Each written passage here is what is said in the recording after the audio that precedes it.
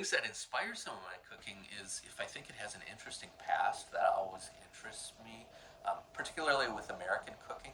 I think one of the special things about American cooking is that it, other than Native American cooking, it's not native to America.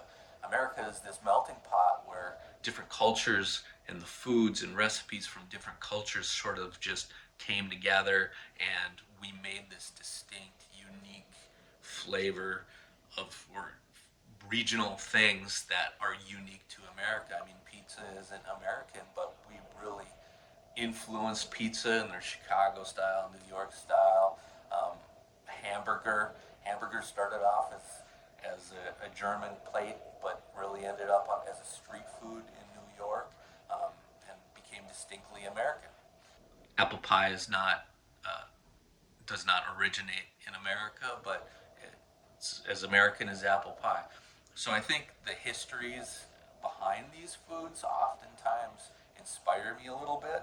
That's also what I find interesting about recipes. Oftentimes, is their how they're ingrained in the American culture. Smash the like button below. Subscribe.